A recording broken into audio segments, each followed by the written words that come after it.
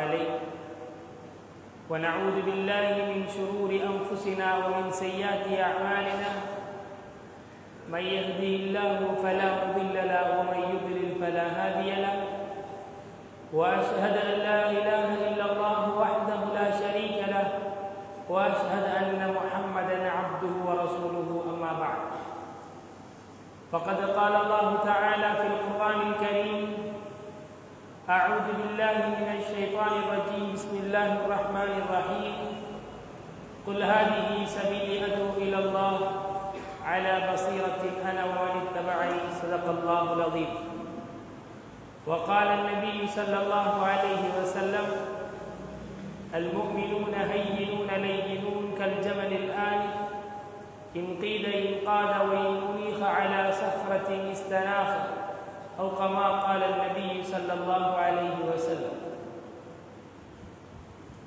அனைத்து புகழும் சர்வலோகத்தை படைத்து பரிபாலித்து போஷித்துக் கொண்டிருக்கும் ஏகநாயன் அல்லாஹ் ஒருவனுக்கே உரித்தாகட்டும்.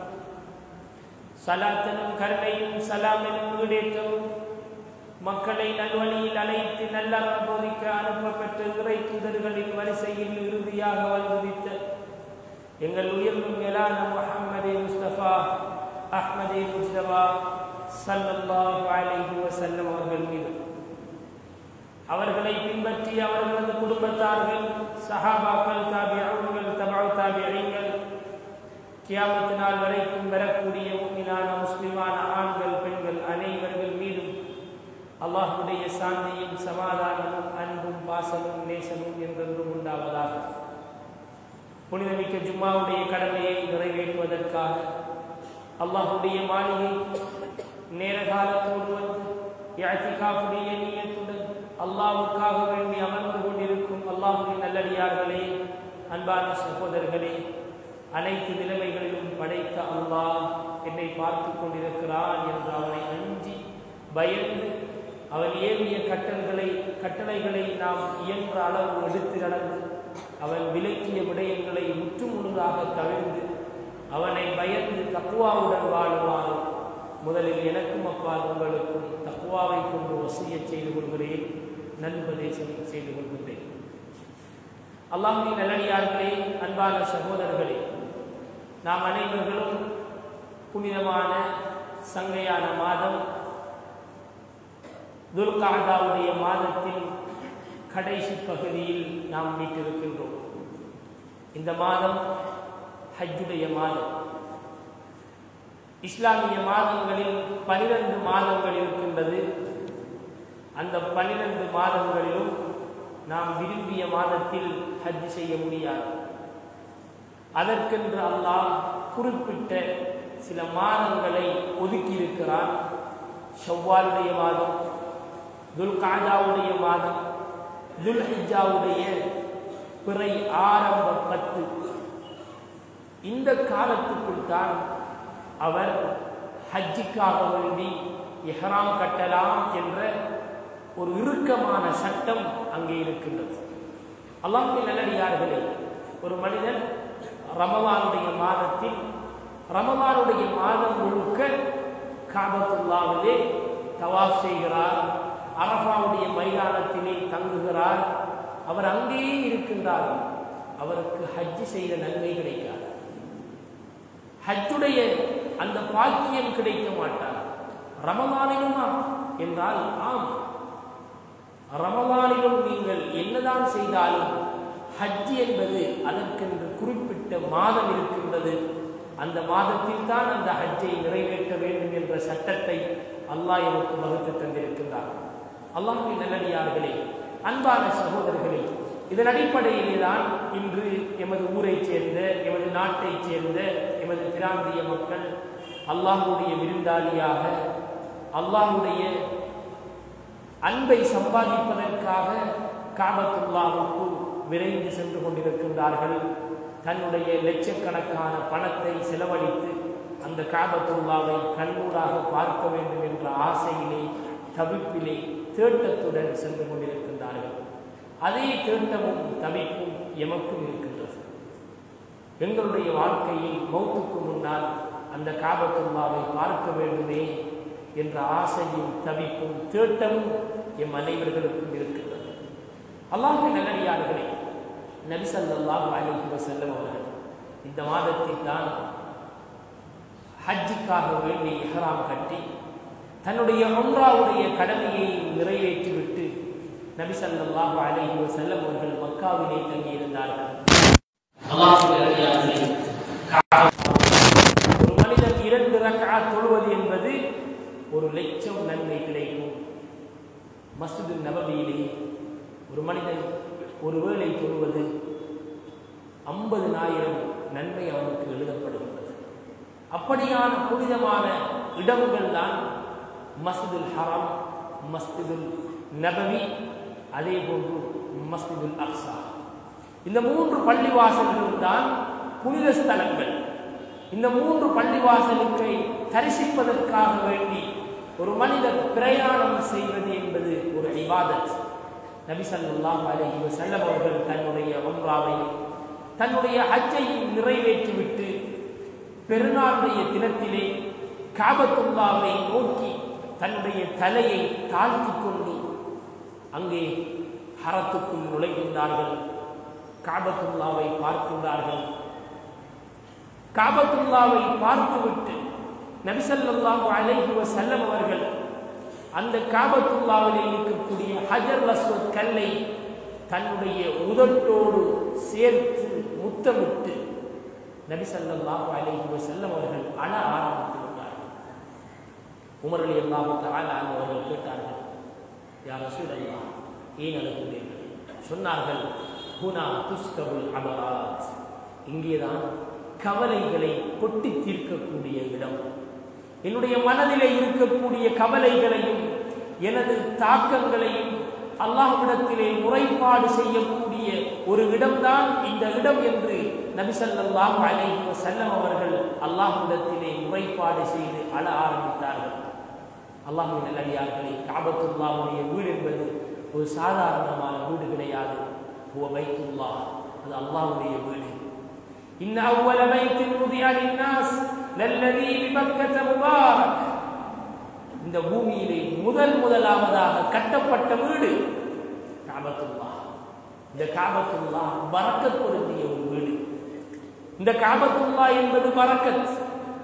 எத்தனை லட்சம் மக்கள் ஒன்று சேர்ந்தாலும் அந்த காபத்துல்லாஹ் விரிந்து இடம் கொடுக்கும். ஒரு 1000 பேரை இந்த இடத்திலே ஒன்று சேர்ப்பது என்றால் இந்த ஊர் மக்கள், இந்த பள்ளிவாசல் இடம் போதாமல் போய்விடும், ஆட்டம் கண்டுவிடும். ஆனால் ஒவ்வொரு வருடமும் 25 லட்சம் மக்கள் ஒரே நேரத்தில் ஒன்று சேருகின்றார்கள். அந்த காபத்துல்லாஹ் விரிந்து கொண்டுதான் இருக்கின்றது. இன்னும் 5 வருடத்துக்கு பிறகு 50 லட்சம் மக்கள் காபத்துல்லாவிலே ஒன்று சேர்ந்தாலும் அந்த காபத்துல்லாஹ் அதனுடைய பூமியை அது விசாலமாக்கிக் கொண்டே இருக்கும். இதைத்தான் அல்லாஹ் சொல்கின்றான், அது முபாரக், அது பரக்கத் பொருந்தியது. ஒரு சிறிய ஒரு இடம், ஆனால் மக்கள் தொகை கூட கூட அந்த இடம் விரிந்து கொண்டிருக்கும். எதை போன்று தெரியுமா? தாயுடைய வயிற்றை போன்று. ஒரு தாயுடைய வயது எவ்வாறு முதல் மாதம், 2 மாதம், 5 மாதம், 10 மாதம் என்று அந்த குழந்தைக்கு தோதுவாக அந்த தாயுடைய வயிறு இடம் கொடுக்கின்றதோ, விரிவடைகின்றதோ, இதே போன்று அல்லாஹ்வின் நல்லடியார்களே, அந்த அல்லாஹ் தஆலாவுடைய அந்த வீடு, அந்த கஅபத்துல்லாஹ் எமக்காக வேண்டி அது விரிவாகிக் கொண்டே செல்கின்றது. மாமின் நபியின் இல்லா காஃபின் பைத், இந்த பூமிக்கு அனுப்பப்பட்ட அனைத்து நபிமார்களும் காபத்துல்லாவை சுற்றி வலம் வந்திருக்கின்றார்கள். இதை கேட்கும் பொழுது எனக்கும் உங்களுக்கும் ஆசை வர வேண்டும். நபிமார்கள் வலம் வந்த அந்த காபத்துல்லாவை நானும் வலம் பெற வேண்டுமே. நபிமார்கள் சுற்றி வந்த அந்த காபத்துல்லாவை நானும் சுற்ற வேண்டுமே என்ற ஆசை, என்ற தேட்டம் எனக்கும் உங்களுக்கும் வர வேண்டும். நபி ஸல்லல்லாஹு அலைஹி வஸல்லம் அவர்கள் ஹஜர் அஸ்வத் கல்லை முத்தமிட்டு விட்டு அதை தாண்டி வருகின்றார்கள். முல்தஸம் என்ற ஒரு இடம் இருக்கின்றது. காபத்துல்லாவுடைய கதவுக்கு கீழ்ப்பகுதி. இந்த கீழ்ப்பகுதியிலே நபி ஸல்லல்லாஹு அலைஹி வஸல்லம் அவர்கள் தன்னுடைய முபாரக்கான நெஞ்சையும் தன்னுடைய வலது கன்னத்தையும் தனது 2 உள்ளங்கையையும் அந்த இடத்திலே அப்படியே சேர்த்து வைத்து அல்லாஹ்விடத்திலே அந்த காபத்துல்லாஹ்வை அந்த முல்தஸம் என்ற இடத்தை கட்டி அணைத்து அல்லாஹ்விடத்திலே துஆ செய்தார்கள். சொன்னார்கள், யார் இந்த இடத்திலே துஆ கேட்கின்றார்களோ அவர்களுடைய துஆ ஏற்றுக்கொள்ளப்படும் என்று நபி ஸல்லல்லாஹு அலைஹி வஸல்லம் அவர்கள் கூறினார்கள். அல்லாஹ்வின் நல்லடியார்களே, அல்லாஹ் இந்த பூமியை படைத்தார். அல்லாஹ் இந்த பூமியை படைத்தார். இந்த பூமியை படைக்கும் பொழுது இந்த பூமி அப்படியே ஒரு பந்தை போன்றிருந்தது. இந்த பூமியை அல்லாஹ் விரித்தான். கஅபத்துல்லாஹ்வுடைய அந்த நடு சென்டரிலே இருந்துதான் அல்லாஹ் சுப்ஹானஹு வ தஆலா அந்த கஅபத்துல்லாஹ்வை விரித்தான். அல்லாஹ்வின் நல்லடியார்களே, அவருடைய வீட்டை கட்டுவதற்காக வேண்டி அல்லாஹ் தேர்ந்தெடுத்தது மனிதர்களை அல்ல, மலக்குமார்களை கொண்டுதான் இந்த கஅபத்துல்லாஹ்வுக்கு ஃபவுண்டேஷன் போடப்பட்டது. இந்த உலகத்தை, இந்த பூமியை படைப்பதற்கு அல்லாஹ் சுப்ஹானஹு வ தஆலா 2000 வருடங்களுக்கு முன்னால் கஅபத்துல்லாஹ்வுடைய இடத்திலே ஃபவுண்டேஷன் பச்சை மரகத கற்களின் மூலமாக அங்கே மலக்குமார்களை கொண்டு அல்லாஹ் போட்டு விட்டார். அரபிகள் ஒரு முறை கஅபத்துல்லாஹ்வுக்கு வெள்ளம் வந்தது. வெள்ளம் வந்த பொழுது கஅபத்துல்லாஹ் உடைந்து விட்டது. அந்த கஅபத்துல்லாஹ்வை கட்டுவதற்காக, புனர் நிர்மாணம் செய்வதற்காக வேண்டி அவர்கள் அந்த கஅபத்துல்லாஹ்வை சரி செய்து உடைத்துக் கொண்டிருக்கும் பொழுது அங்கே தோண்டி செல்கின்றார்கள். ஒரு பெரும் ஒரு கல் ஒன்று வந்து மாட்டுகின்றது. அதை பல மனிதர்கள் சேர்ந்து பலமான ஆயுதங்களினால் அந்த கல்லை கலத்துவதற்கு முயற்சி செய்கின்றார்கள். ஆனால் அந்த கல் உசும்பவில்லை. இப்பொழுது இன்னும் அதிகமான மக்கள் சேர்ந்து அவர்களுடைய பிக்காசிகளை பயன்படுத்தி அந்த கல்லை அவர்கள் உசுப்ப ஆரம்பிக்கின்றார்கள். மக்கா நகரமே அப்படியே உசும்பியது. அப்பொழுது இருந்த தலைவர் சொன்னார், இந்த கல்லிலே வைத்து கஅபத்துல்லாஹ்வை கட்டுங்கள் என்று. வரலாற்று ஆசிரியர்கள் எழுதுகின்றார்கள், இந்த கல் இருக்கிறதல்லவா, இந்த கல் மலக்குமார்களின் மூலமாக போடப்பட்ட ஃபவுண்டேஷன். அல்லாஹ்வின் நல்லடியார்களே, அதை யாராலும் உசுப்ப முடியாது. எமது வீடுகளை போன்று சாதாரணமான ஒரு வீடு அல்ல. மலக்குமார்கள் கை வைத்து கட்டிய, சொர்க்கத்திலே இருந்து கற்கள் கொண்டு வந்து கட்டப்பட்ட ஒரு உன்னதமான, ஒரு புனிதமான வீடுதான் கஅபத்துல்லாஹ். அல்லாஹ்வின் நல்லடியார்களே, கஅபத்துல்லாஹ் என்பது 7 வானம் வரைக்கும் அதனுடைய உயரம் இருக்கின்றது. 7 பூமி வரைக்கும் அதனுடைய ஆழம் இருக்கின்றது. ஒரு மனிதர் என்ன செய்கிறார், நடந்து அவரால் தவாஃப் செய்ய முடியவில்லை. அவர் ஹெலிகாப்டரிலே ஏறி கஅபத்துல்லாஹ்வை சுற்றி வலம் வருவாராக இருந்தால் அவருடைய தவாஃப் செல்லுபடியாகும். ஏனென்றால் கஅபத்துல்லாஹ் என்பது 24 அடி ஒசரம். இவ்வளவுதான் கஅபத்துல்லாஹ் என்பது கிடையாது. 7 வானம் வரைக்கும் கஅபத்துல்லாஹ்வுடைய சட்டம் இருக்கின்றது. இந்த கஅபத்துல்லாஹ்வுக்கு நேரே 7வது வானத்தில் ஒரு கஅபத்துல்லாஹ் இருக்கிறது. அது பைத்துல் மஅமூர் என்று சொல்லக்கூடியது. அந்த கஅபத்துல்லாஹ்வை மலக்குமார்கள் தவாஃப் செய்து கொண்டிருக்கின்றார்கள். அல்லாஹ்வின் நல்லடியார்களே, ஒருவர் அண்டர் கிரவுண்டிலே இருக்கின்றார். ஒருவர் அண்டர் கிரவுண்டிலே இருந்து அவர் தவாஃப் செய்கிறார் என்றால் அவருடைய தவாஃப் ஏற்றுக்கொள்ளப்படும். ஏனென்றால் 7 பூமி வரைக்கும் இந்த கஅபத்துல்லாஹ்வுடைய சட்டம் இருக்கின்றது. அப்படியான ஒரு புனிதமான ஒரு இல்லம் தான் கஅபத்துல்லாஹ். அல்லாஹ்வின் நல்லடியார்களே, கஅபத்துல்லாஹ் என்பது உலக அதிசயம். இப்ராஹிம் அலைஹிஸ்ஸலாம் அவர்கள் அந்த கஅபத்துல்லாஹ்வை கட்டும் பொழுது ஒரு கல்லை எடுத்து வைப்பார்கள். மறுகள் தானாகவே ஒன்று சேரும். ஒரு கலவை போட்டு கட்டியது கிடையாது. இப்ராஹிம் அலைஹிஸ்ஸலாம் அவர்கள் மகாமு இப்ராஹிம் என்ற அந்த கல்லிலே ஏறி நின்றார்கள் என்றால் அவர்கள் கட்டி கட்டி போகும் பொழுது அந்த கல் தானாகவே அவரை உயர்த்தியது. உலகத்தில் முதலாவதாக பாவிக்கப்பட்ட லிஃப்ட் மகாமு இப்ராஹிம். இப்ராஹிம் அலைஹிஸ்ஸலாம் அவர்கள் ஏறி நின்ற கல். அல்லாஹ்வின் நல்லடியார்களே, அன்பான சகோதரர்களே, நாம் ஒவ்வொருவர்களும் இந்த கஅபத்துல்லாஹ்வுடைய புனிதத்தையும் இதனுடைய வரலாறுகளையும் விளங்கி இந்த கஅபத்துல்லாஹ்வை கண்ணூடாக பார்க்க வேண்டுமே என்ற ஆசை வர வேண்டும். அந்த கஅபத்துல்லாஹ்விலே இருக்கக்கூடிய ஹஜர் அஸ்வத் கல் இருக்கிறது.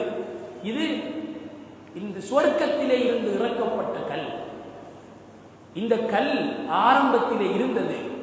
நூஹ் அலைஹிஸ்ஸலாம் அவருடைய வெள்ளத்தின் போது மலக்கு வந்து ஜிப்ரீல் அலைஹிஸ்ஸலாம் அவர்கள் வந்து அந்த கல்லை எடுத்து அபு குபைஸ் என்ற மலையிலே அதிலே இருக்கக்கூடிய ஒரு குகையிலே பாதுகாத்து வைத்தார்கள். இப்பொழுது இப்ராஹிம் அலைஹிஸ்ஸலாம் அவர்கள் இந்த வெள்ளப்பெருக்கு ஏற்பட்டதற்கு பிறகு, இப்ராஹிம் அலைஹிஸ்ஸலாம் அவர்கள் இந்த காபத்துல்லாவை கட்டி முடித்ததற்கு பிறகு ஜிப்ரீல் அலைஹிஸ்ஸலாம் அவர்கள் வந்து அந்த அபு குபைஸ் என்ற மலையிலே மறைத்து வைக்கப்பட்ட அந்த ஹஜர் அஸ்வத் கல்லை எடுத்து மீண்டும் இப்ராஹிம் அலைஹிஸ்ஸலாம் அவருடைய கையிலே கொடுத்தார்கள். அவர்கள் தனக்கு எட்டிய தூரத்திலே அந்த கல்லை வைத்தார்கள். அல்லாஹ்வின் நல்லடியார்களே, அன்பான சகோதரர்களே, அந்த கல் அப்படியே இருந்தது. அந்த கல் அப்படியே இருந்தது. காலப்போக்கிலே ஹராமித்தாக்கள் என்று சொல்லக்கூடிய ஒரு சமூகம் வாழ்ந்தார்கள். அவர்கள் யோசித்தார்கள், இது சொர்க்கத்திலே இருந்து வந்த கல் அல்லவா, இது சொர்க்கத்திலே இருந்து வந்த கல். ஆகவே இந்த கல்லை எடுத்துக்கொண்டு நாம் எமது நாட்டுக்கு சென்றால் எமது நாடு செழிக்கும் என்று அவர்கள் இரவோடு இரவாக வந்து யாருக்கும் தெரியாமல் ஹஜர் அஸ்வத் கல்லை திருடிக்கொண்டு தன்னுடைய நாட்டுக்கு சென்று விட்டார்கள். வரலாற்றை படித்தால் 22 வருடமாக காபத்துல்லாவிலே ஹஜர் அஸ்வத் கல் இருக்கவில்லை. அல்லாஹ்வின் நல்லடியார்களே, இப்பொழுது களவெடுத்து சென்றவர்கள் அதை அப்படியே பாதுகாப்பாக தன்னுடைய நாட்டிலே வைத்தார்கள். நாடு செழிக்கும் என்று நினைத்தார்கள். நாடு நாறி போய்விட்டது. ஏன்? அந்த கல் இருக்க வேண்டிய இடத்திலே இருந்தால்தான் மதிப்பு மரியாதை. ஆனால் இவர்கள் செழிக்கும் என்று நினைத்தார்கள். நாறி போய்விட்டது. அந்த நாட்டிலே இருந்த அனைத்து மக்களுக்கும் தொற்று நோய் ஏற்பட்டு, வாந்தி பேதி ஏற்பட்டு அனைவர்களும் மிகவும் அல்லோலப்பட்டார்கள். அப்பொழுது இருந்த அந்த மக்கள் தலைவர்கள் சொன்னார்கள், நீங்கள் இந்த கல்லை கொண்டு போய் இருந்த இடத்திலே வைத்து விடுங்கள், இதுதான் எமது நாட்டுக்கு விமோசனம். இவர்கள் தாங்க முடியவில்லை. இந்த கல்லை கொண்டு மீண்டும் சவுதி இடத்திலே, ஹரத்திலே, காபத்துல்லாவிலே நாம் ஒப்படைப்பதா என்று இவர்களால் தாங்க முடியவில்லை. என்ன செய்தார்கள் தெரியுமா? ஹஜர் அஸ்வத் கல்லை 8 துண்டங்களாக உடைத்தார்கள்.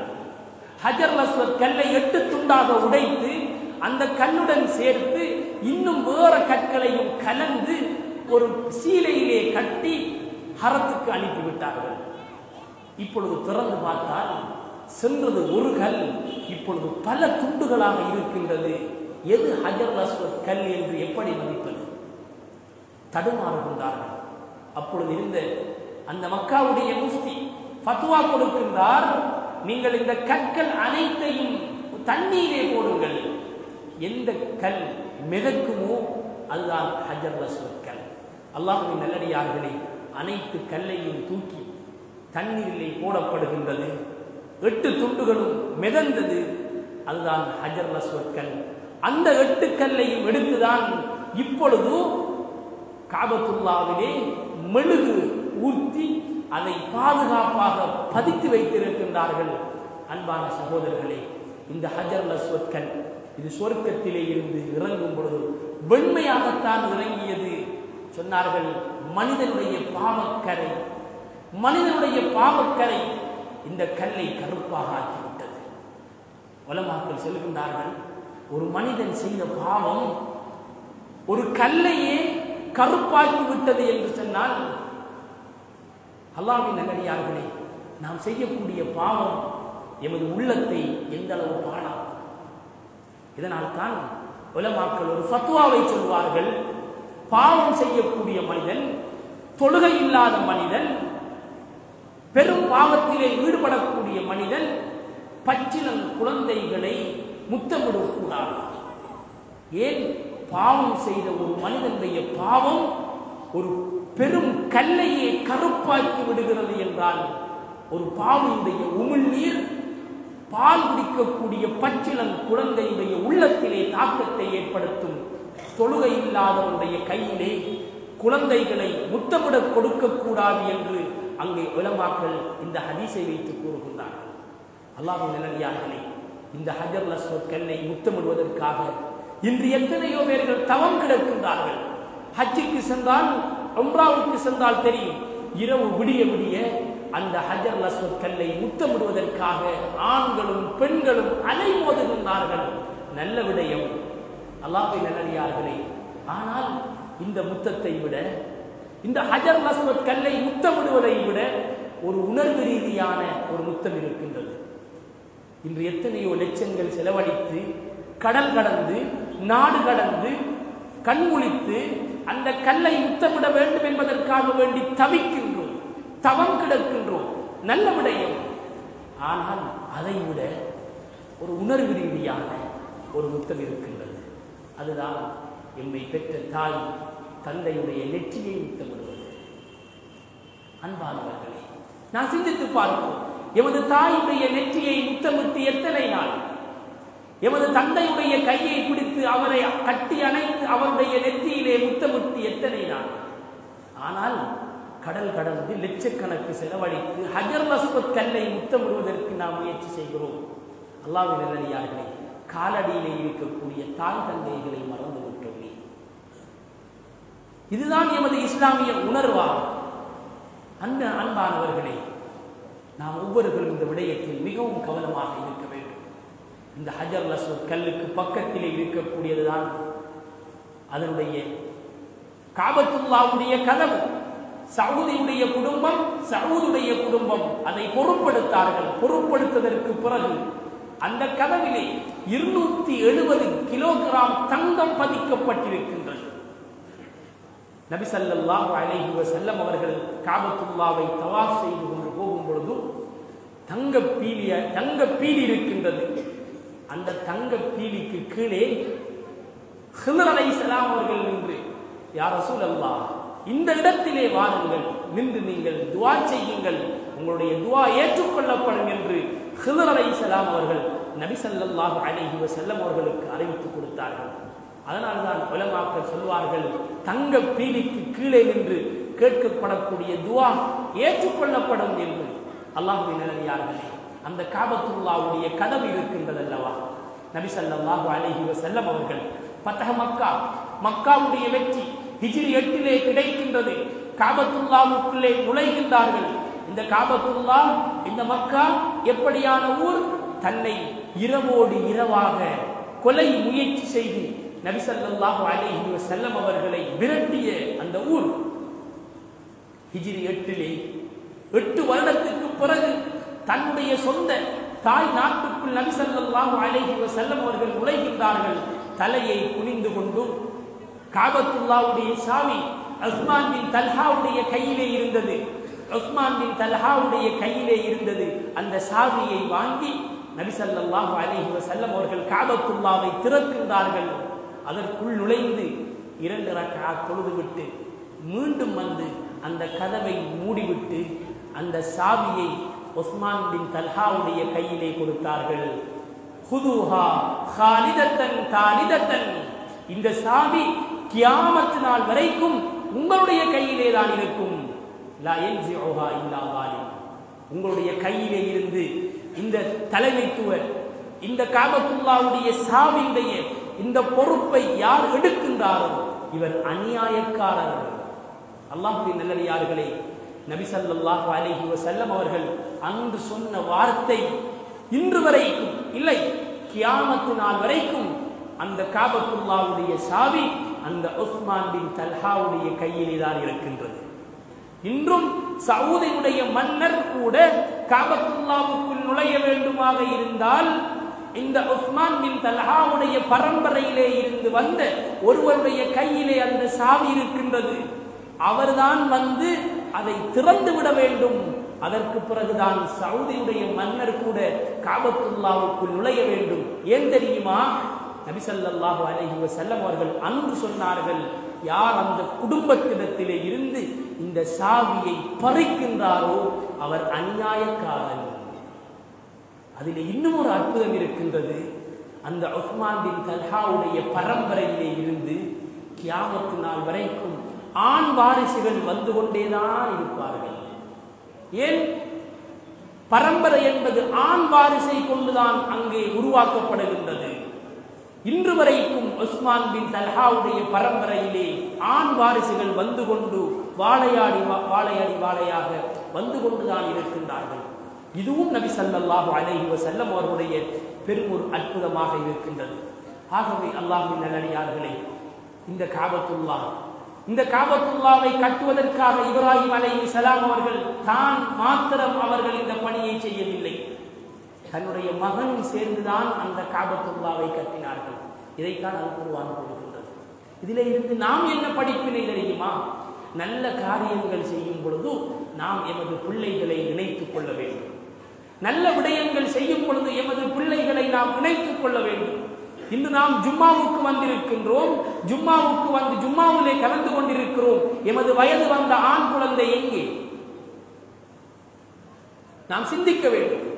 இன்று நான் சுபஹ் தொழுகையிலே நான் கலந்து கொள்கிறேன், எனது வயது வந்த ஆண் குழந்தை எங்கே? பாப்பா ஒரு பள்ளியிலே, மகன் இன்னொரு பள்ளியிலே, பாப்பா முன்சப்பிலே, மகன் ரோட்டிலே.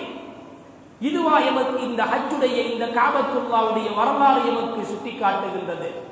நாம் சிந்திக்க வேண்டும். அல்லாஹ்வின் நல்லடியார்களே, ஒரு தந்தையும் மகனும் சேர்ந்து அந்த காபத்துல்லாவை கட்டினார்கள் என்று அல்லாஹ் குர்ஆனிலே கூறுகிறான். இதிலே இருந்து நாம் என்ன விளங்கிக் கொள்ள வேண்டும்? நாம் தொழுகைக்கு வருகிறோமா, ஜும்மாவுக்கு வருகிறோமா? எமக்கு பக்கத்திலே இருக்க வேண்டும் எமது பருவ வயதை அடைந்த ஆண் குழந்தை. இன்று தந்தைக்கும் பிள்ளைகளுக்கும் இடையிலே பெரும் இடைவெளி ஏற்பட்டு விட்டது. இவைகள் சமூக ஆரோக்கியத்துக்கு நல்ல விடயம் அல்ல. ஆகவே நாம் ஒவ்வொருவர்களும் நல்ல விடயங்கள் செய்யும் பொழுது, ஜனாசா வீட்டுக்கு செல்கிறோம், நோயாளியை விசாரிக்க செல்கிறோம், நல்ல விடயங்களுக்கு நாம் செல்லும் பொழுது எமது பிள்ளைகளை நாம் அழைத்து செல்ல வேண்டிய ஒரு மிகப்பெரிய ஒரு பொறுப்பும் எமக்கு இருக்கின்றது. ஆகவே அல்லாஹ்வின் நல்லடியார்களே, இந்த காபத்துல்லாவை தரிசிப்பதற்காக வேண்டி நாம் ஒவ்வொருவர்களும் ஆசைப்படுகிறோம், ஒவ்வொருவர்களும் நினைக்கிறோம். இப்பொழுது அஷ்ருல் ஹிஜ்ஜாவுடைய துல்ஹிஜ்ஜாவுடைய ஆரம்ப 10 நாள் ஆரம்பமாக போகின்றது. இன்ஷா அல்லாஹ் 27ஆம் திகதி பிறை பார்க்கப்படும். பிறை பார்த்தால் அன்றிலிருந்து துல்ஹிஜ்ஜாவுடைய ஆரம்ப 10 நாட்கள், இந்த 10 நாட்களில் செய்யக்கூடிய அமல் அல்லாஹ்வுக்கு மிகவும் விருப்பமான ஒரு அமல். நாம் ஒவ்வொருவரும் நியத்து வைக்க வேண்டும். இன்ஷா அல்லாஹ், யா அல்லாஹ், எதிர்வரக்கூடிய இந்த துல்ஹிஜ்ஜா மாதம் ஆரம்பம் என்னை அடையும் பொழுது நான் அந்த காபத்துல்லாவிலே இருக்க வேண்டும், நான் ஹரத்திலே தொழ வேண்டும் என்ற ஆசையும் ஆர்வமும் தேட்டமும் இப்போதே இருந்து நமக்கு தயாராக வேண்டும். ஹஜ்ஜுக்கு சென்றவர்கள் சென்று விட்டார்கள். ஹஜ்ஜுக்கு செல்ல முடியாதவர்கள், அதற்கு வசதி இல்லாதவர்கள் நாம் இந்த ஊரிலே இருக்கிறோம். அல்லாஹ்வின் நல்லடியார்களே, அப்துல்லா பின் முபாரக் ரஹிமஹுல்லாஹ் அவர்கள் மிகவும் பிரபல்யமான ஒரு இமாம் புகாரி ரஹிமஹுல்லாஹ் அவருடைய உஸ்தாத். அவர்கள் ஹஜ்ஜுக்கு சென்றவர்கள். ஹஜ் பெருநாளை தொழுதுவிட்டு அவர்கள் ஹரத்திலே தூங்குகின்றார்கள். தூங்கும் பொழுது ஒரு கனவு கண்டார்கள். 2 மலக்குமார்கள் அவருடைய தலைமாட்டிலே இருந்து கொண்டு பேசிக் கொண்டிருக்கின்றார்கள். ஒரு மலக்கு பேசுகிறார், இந்த வருடம் ஹஜ்ஜுக்கு எத்தனை பேர்கள் வந்தார்கள்? அவர் சொல்கிறார், 6 லட்சம் மக்கள் வந்தார்கள். அப்படியா? எத்தனை பேருடைய ஹஜ்ஜுகள் ஏற்றுக்கொள்ளப்பட்டிருக்கின்றது? இவர் லிஸ்டை பிரட்டி பார்க்கிறார்.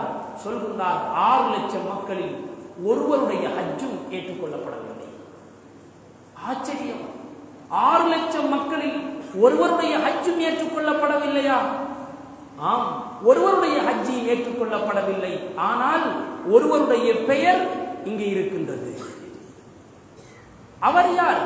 அவர் ஹஜ்ஜுக்கு வரவில்லை, ஆனால் ஹஜ்ஜுக்கு வந்ததாக, அவருடைய பாவங்கள் மன்னிக்கப்பட்டதாக ஏட்டிலே எழுதப்பட்டிருக்கின்றது. அவர் யார்? அவர்தான் அலி இப்னு முபாரக். அலி இப்னு முபாரக் ஒரு சாதாரணமாக செருப்பு தைக்கக்கூடிய ஒருவர். அவருடைய நாடு இது என்று அந்த 2 மலக்குமார்களும் பேசிக் கொள்கின்றார்கள். திடீரென்று அப்துல்லா பின் முபாரக் ரஹிமஹுல்லாஹ் அவர்கள் கண் விழித்தார்கள். ஆச்சரியம், பயப்பட்டார்கள். 6 லட்சம் மக்கள் ஹஜ்ஜு செய்தார்கள், யாருடைய ஹஜ்ஜும் ஏற்றுக்கொள்ளப்படவில்லையே என்று கவலை அடைந்தார்கள். ஒரு நபர் ஹஜ்ஜுக்கே வரவில்லை, ஆனால் ஹஜ்ஜு செஞ்சவர்களுடைய பேரிலே அவருடைய பெயர் எழுதப்பட்டிருக்கிறது. அந்த செருப்பு வியாபாரி யார் என்று அவரை தேடி செல்கின்றார். அலி இப்னு முபாரக் அவருடைய பெயரை விசாரித்து கடைசியாக அவரை சந்திக்கின்றார். சந்தித்து அவர் கண்ட கனவை அவரிடத்திலே சொன்ன பொழுது அவர் சத்தம் போட்டு கத்தி அப்படி அந்த இடத்திலே மயங்கி விழுந்து விட்டார். மயக்கம் தெளிந்ததற்கு பிறகு அவரிடத்தில் கேட்கப்படுகிறது, நீங்கள் ஹஜ்ஜுக்கு செல்லாமல் ஹஜ்ஜு செய்த கூலி ஹஜ்ஜி செய்த அந்த பட்டியலிலே உங்களுடைய பெயர் எழுதப்பட்டிருக்கின்றது, நீங்கள் என்ன அமல் செய்தீர்கள், உங்களுடைய சிறப்பம்சம் என்ன என்று கேட்டபொழுது அவர்கள் சொல்லுகின்றார்கள், நான் சாதாரணமாக செருப்பு தைக்கக்கூடிய ஒரு கூலி தொழிலாளர், எனக்கு ஹஜ்ஜிக்கு செல்ல வேண்டும் என்ற ஆசை, நான் 35 வருடமாக நான் பணம் சேர்த்து வருகிறேன், கடைசியாக 350 திர்ஹம் பணம் ஒன்று சேர்த்து விட்டேன் ஹஜ்ஜிக்கு செல்வதற்கு. இப்பொழுது இந்த முறை நான் ஹஜ்ஜிக்கு செல்ல வேண்டும் என்ற நீயத்துடன் 350 திர்ஹங்களையும் ஒரு சீலையிலே கட்டி நான் தயாராக இருக்கும் பொழுது வீட்டுக்கு வந்தேன். எனது மனைவி பிரசவம், என்னுடைய மனைவிக்கு வயிற்றிலே குழந்தை. இப்பொழுது அவள் சொன்னால், பக்கத்து வீட்டிலே அழகான ஒரு இறைச்சிக்கறி வாசம் வருகிறது, வயிற்றிலே குழந்தை இருக்கிறது, எனக்கு இறைச்சிக்கறி சாப்பிட வேண்டும் போல இருக்கிறது, பக்கத்து வீட்டிலே சென்று நீங்கள் என்னுடைய நிலைமையை சொல்லி அவரிடத்திலே இருந்து ஏதாவது கறியை வாங்கி கொண்டு வாருங்கள் என்று இந்த மனைவி சொன்னார்.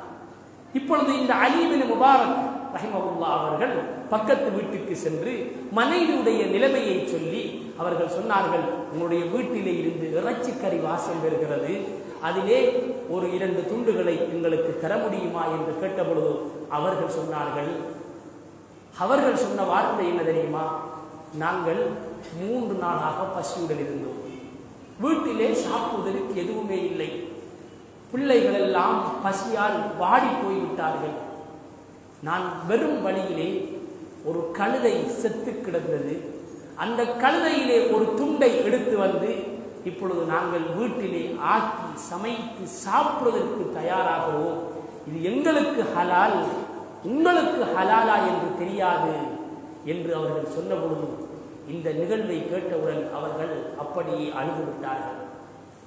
மக்கள் 3 நாள் என்னுடைய பக்கத்து வீட்டிலே சாப்பிடுவதற்கு ஒன்றும் இல்லாமல் செத்த கழுதையுடைய இறைச்சை சாப்பிடுகின்றார்கள். ஆம், சாப்பிடுவதற்கு ஒன்றும் இல்லை என்றால் ஹராத்திலே இருந்து சாப்பிடுவதற்கு அனுமதி இருக்கின்றது, இதை அவர்கள் செய்து கொண்டிருக்கின்றார்கள்.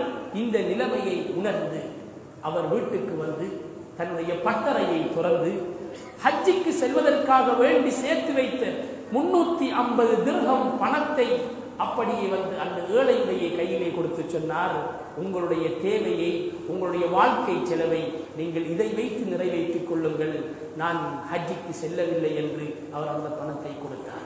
அல்லாஹ்வின் நல்லடியார்களே, இவர் செய்த அமல் ஹஜ்ஜிக்கு செல்லவில்லை, ஆனால் இவர் செய்த இந்த அமலின் மூலமாக அல்லாஹ் சுப்ஹானஹு வ தஆலா அவருக்கு ஹஜ்ஜிக்கு சென்ற கூலியை எழுதிவிட்டார். ஆகவே அல்லாஹ்வின் நல்லடியார்களே, நாம் ஒவ்வொருவர்களும் எமது வீட்டிலே இருந்தவாறு ஹஜ்ஜி செய்த நன்மையை நாம் அடைந்து கொள்ளலாம். எமது அயலவர்கள், எமது சொந்தக்காரர்கள், எமது ஊரிலே எத்தனையோ ஏழைகள் இருக்கின்றார்கள், பசியுடன் இருக்கின்றார்கள், கஷ்டப்படுகின்றார்கள், வெளியிலே சொல்ல முடியாமல் தவிக்கின்றார்கள். இவர்களுடைய நிலைமையை உணர்ந்து அவர்களுடைய தேவைகளை நிறைவேற்றி கொடுப்பதும் உண்மையிலே அது பெரும் ஹஜ்ஜாக இருக்கும். ஆகவே நாம் ஒவ்வொருவர்களும் இதை உணர்ந்து செயல்பட வேண்டிய ஒரு முக்கியமான ஒரு தருணத்தில் இருக்கின்றோம்.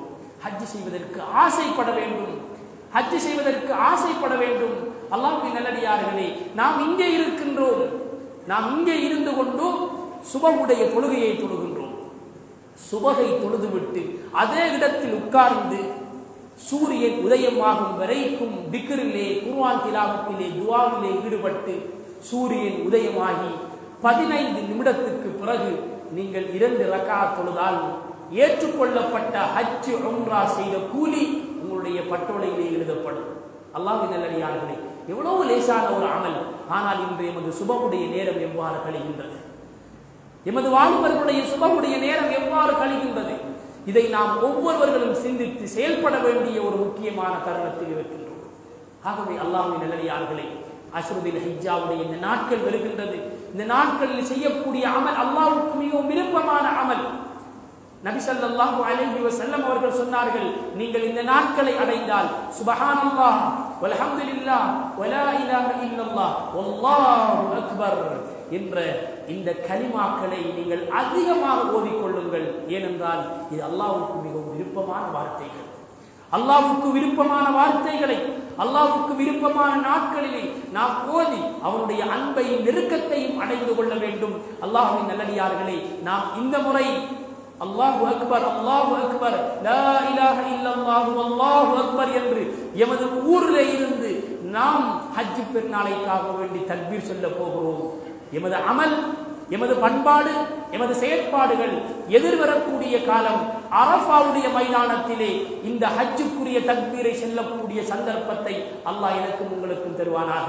ஆகவே அல்லாஹ்வின் நல்லடியார்களே, நாம் ஒவ்வொருவர்களும் உள்ளத்தால் உணர்ந்து ஏழைகளுடைய நிலைமைகளை உணர்ந்து நாம் செயற்பட வேண்டும். அதே போன்றுதான் எமது பள்ளிவாசல் அல்ஹம்துலில்லாஹ் நல்ல மக்கள் வாழக்கூடிய செழிப்பான நல்ல உள்ளம் கொண்ட விசாலமான குணம் குடைத்த மக்கள் எமது சாலிஹின் ஜும்மா பள்ளி வாசலுடைய மக்கள். அல்ஹம்துலில்லாஹ் அல்லாஹ்வின் நல்லடியார்களே, நாம் ஒவ்வொருவரும் நமது ஏரியாவிலே இருக்கக்கூடிய ஏழைகளுடைய பசிகளை போக்குவது போன்றும் எமது பள்ளி வாசலில் இருக்கக்கூடிய தேவைகளையும் நாம் உணர்ந்து செய்ய வேண்டும். நிர்வாகம் உங்களிடத்திலே ஒரு விடயத்தை முன்வைக்கின்றார்கள். பள்ளிவாசலுடைய கட்டுமான பணி நடந்து கொண்டிருக்கின்றது. அந்த பணிக்காக வேண்டி உங்களால் முடிந்த உதவிகளை நாம் செய்தால் அல்ஹம்துலில்லாஹ் இது எமக்கு சதக்கா ஜாரியாவாக எம்மால் என்ன முடிகின்றதோ அதை நாம் செய்ய வேண்டும். பள்ளிவாசலுக்காக வேண்டி நீங்கள் கொடுக்கக்கூடிய ஒரு செங்கல்லாக இருக்கலாம் அல்லது ஒரு சீமெந்து பேக்காக இருக்கலாம். அல்லாஹ்வின் நல்லடியார்களே, அதற்குரிய பரிபூர்ணமான கூலியை அல்லாஹ் என்னுடைய சக்கராத்திலே காட்டுவான். அதனுடைய பரிபூர்ணமான கூலியை எமக்காக வேண்டி அல்லாஹ் கபரிலே வைத்திருக்கின்றான். இன்று எத்தனையோ ஆயிரங்கள் செலவழிக்கப்படுகிறது. இரவு நேர கடைகளிலே, இரவு நேர ஹோட்டலிலே பெருநாள் உடுப்புக்காக வேண்டி ஆடம்பரமான செலவுகள் இன்று எவ்வளவோ செலவழிக்கப்படுகின்றது. அல்லாஹ்வின் நல்லடியார்களே, அந்த செலவிலே இருந்து கொஞ்சம் சுருக்கி பள்ளிவாசலுக்காக வேண்டி பள்ளிவாசலுடைய தேவைகளுக்காக வேண்டி நாம் கொடுக்கும் பொழுது நிச்சயமாக இவைகளெல்லாம் எமது பிள்ளைகளிலே பிரதிபலிப்பை ஏற்படுத்தும், எமது சந்ததியிலே பிரதிபலிப்பை ஏற்படுத்தும். இதுதான் எமது வாழ்க்கையில் செய்த அமல்களின் மிச்சம். நாம் மௌத்தாகி விடுவோம், ஆனால் நாம் உதவி செய்த பள்ளிவாசலிலே, அவர்கள் கட்டிய கட்டடத்திலே இன்னும் 50 வருடத்துக்கு பிறகு யாரோ ஒரு மனிதர் தொழுவார், ஒரு மனிதர் சுஜூது செய்வார், ஒரு மனிதர் தன்னுடைய தேவையை நிறைவேற்றுவார், ஒரு மனிதர் வுது செய்வார், ஒரு மனிதர் அவசரத்திலே வந்து சிறுநீர் கழிப்பார். இப்படியான எல்லா வகையான நன்மைகளும் எமது ஆமாலிலே எழுதப்படும். கபரிலே அவைகளெல்லாம் சொர்க்கத்தின் காற்று வீசுவதற்கு காரணமாக அமையும். ஆகவே அல்லாஹ் எல்லாம் வல்ல அல்லாஹ் எம் அனைவர்களுடைய அமல்களை ஏற்றுக்கொள்வானாக. யா அல்லாஹ் ரப்பி ரஹ்மானே, எங்கள் அனைவர்களுக்கும் ஹஜ் உம்ரா செய்யக்கூடிய பாக்கியத்தை மிக அவசரமாக தந்தருள்வாயாக. யா அல்லாஹ், மௌத்துக்கு முன்னால் காபத்துல்லாவை கண்ணூடாக பார்ப்பதற்குரிய சந்தர்ப்பத்தை தந்தருள்வாயாக. இந்த இடத்திலே இருக்கக்கூடிய எங்கள் அனைவர்களையும் எதிர்வரக்கூடிய வருடம் இன்ஷா அல்லாஹ் யா அல்லாஹ் காபத்துல்லாவிலே யா அல்லாஹ் தல்பியா சொல்லக்கூடிய சந்தர்ப்பத்தை நீ தந்தருள்வாயாக. யா அல்லாஹ், உணர்வு ரீதியான யா அல்லாஹ் உணர்வு ரீதியாக எங்களுடைய அமல் இபாதத்துக்களை செய்ய நீ தௌஃபீக் செய்வாயாக. எங்களுடைய உயிரோடு இருக்கக்கூடிய எங்களுடைய தாய் தந்தைகளுடன் அன்பாக மரியாதையாக நடந்து கொள்ளக்கூடிய பாக்கியத்தை எங்கள் அனைவர்களுக்கு நீ தந்தருள்வாயாக. எங்களுடைய தாயை தந்தையை முத்தமிட்டு அவர்களை கட்டி அணைத்து அவர்களுடைய மடியிலே தூங்கி அவர்களுடைய இன்முகத்தை கண் குளிர்ச்சியை பெற்ற பிள்ளைகளாக எங்களை நீ மாற்றி விடுவாயாக. யா அல்லாஹ் ரப்பி ரஹ்மானே, 5 நேரம் கூடுதலாக பக்குவமாக தொழுது அமல் இபாதத்து செய்து உன்னுடைய அன்பை அடைந்த கூட்டத்தில் எங்கள் அனைவர்களையும் நீ மாற்றுவாயாக. நல்ல முடிவை தந்துவிடியா அல்லாஹ், நல்ல முடிவை தந்துவிடியா அல்லாஹ். யா அல்லாஹ், நல்லவர்களாக வாழ்ந்து நல்லவர்களாக எங்களை மௌத்தாக்கி விடியா அல்லாஹ். ஒரு மனிதன் எப்படி வாழ்கின்றானோ அப்படியே மரணிப்பார் யா அல்லாஹ். எப்படி மரணிக்கின்றானோ அப்படியே மறுமை நாளையிலே எழுப்பாட்டப்படுவான் யா அல்லாஹ். நல்லவர்களாக வாழ வைத்து நல்லவர்களாக எங்களை மௌத்தாக்கி நல்லவர்களுடைய கூட்டத்திலே எங்களை எழுப்பாட்டி விடுவாயாக. எங்களுடைய சந்ததிகளை நீ கபூல் செய்வாயாக. எங்களுடைய பிள்ளைகளை சாலிஹான பிள்ளைகளாக நீ ஆக்குவாயாக. கண்குளிர்ச்சியான பிள்ளைகளாக ஆக்குவாயாக. இந்த மஹல்லாவை கபூல் செய்வாயாக. இந்த மஹல்லாவில் இருக்கக்கூடிய வாலிபர்களை நீ பொருந்திக் கொள்வாயாக. ஆண்களை பெண்களை நீ கபூல் செய்வாயாக. அவருடைய தேவைகளை நிறைவேற்றுவாயாக. ஆத்மீகம் நிறைந்த தலைவர்களாக நீ மாற்றுவாயாக. இந்த பள்ளி வாசலை கபூல் செய்வாயாக. அதனுடைய தேவைகளை உணர்ந்து நிறைவேற்றக்கூடிய மக்களாக எங்களை நீ ஆக்குவாயாக. எங்களுடைய துஆக்களை ஏற்றுக்கொள்வாயாக. அல்ஹம்துலில்லாஹி ரப்பில் ஆலமீன். الحمد لله نحمده ونستعينه ونستغفره ونؤمن به ونتوكل عليه ونعوذ بالله من شرور أنفسنا ومن سيئات أعمالنا من يهده الله فلا مضل له ومن يضلل فلا هادي له وأشهد أن لا إله إلا الله وحده لا شريك له وأشهد أن محمدا عبده ورسوله اللهم صل على سيدنا محمد وعلى آله سيدنا محمد أما بعد فيا أيها الحاضرون أوصيكم وإياي أولا بتقوى الله في السر والعلن والغيب والشهادة فاتقوا الله حق تقاته ولا تموتن إلا وأنتم مسلمون مسلمون. أعوذ بالله من الشيطان الرجيم. بسم الله الرحمن الرحيم. وجاءت سكرة الموت بالحق ذلك ما كنت منه تحيد. صدق الله العظيم. بارك الله لنا ولكم ولسائر المسلمين فاستغفروه فإنه الغفور الرحيم. اللهم صل على سيدنا. الحمد لله على إحسانه والشكر له على توفيقه وامتنانه، وأشهد أن لا إله إلا الله وحده لا شريك له، وأشهد أن محمدا عبده ورسوله. صلى الله على سيدنا محمد وعلى آله وصحبه وسلم تسليما كثيرا. أما بعد، فإني أوصيكم وإياي أولا بتقوى الله، وأحذركم يوما عبوسا قمطريرا، فإن الله مع الذين اتقوا والذين هم محسنون. أعوذ بالله من الشيطان الرجيم. بسم الله الرحمن الرحيم. قل هذه سبيلي أدعو إلى الله على بصيرة أنا ومن اتبعني. صدق الله العظيم. واعلموا عباد الله إن الله تعالى أمركم من عظيما، وبدأ بنفسه تعظيما، وثنى بملائكة المسبحة قدسه تكريما، وقال جل جلاله عظيما إن الله وملائكته يصلون على النبي يا أيها الذين آمنوا صلوا عليه وسلموا تسليما. اللهم صل على سيدنا محمد وعلى آله وأصحابه الأخيار. اللهم ارنا خلفاء الأربعة أبو بكر وعمر وعثمان وعلي رضي الله تعالى عنهم، وعن ستة البرة الذين هم تمام العشرة، وعن سبتين كريمين حسن وحسين رضي الله تعالى عنهما، وعن جميع الصحابة رضوان الله تعالى عليهم أجمعين. اللهم اغفر للمؤمنين والمؤمنات والمسلمين والمسلمات الأحياء منهم والأموات إنك قريب مجيب الدعوات. اللهم أعز الإسلام والمسلمين وأذل الشرك والمشركين. اللهم أجرنا من النار، اللهم أجرنا من النار. اللهم أصلح أحوال المسلمين خصوصا في فلسطين. اللهم إنا نجعلك في نحورهم ونعوذ بك من شرورهم. اللهم دمر اليهود والنصارى وأهلكهم يا رب العالمين. اللهم أجرنا من النار، اللهم أجرنا من النار وأدخلنا الجنة يا رب العالمين. إن الله يأمركم بالعدل والإحسان وإيتاء ذي القربى وينهى عن الفحشاء والمنكر والبغي يعظكم لعلكم تذكرون. اذكروا الله العظيم الجبار يذكركم واشكروا يزدكم ولذكر الله أكبر والله يعلم ما تصنعون.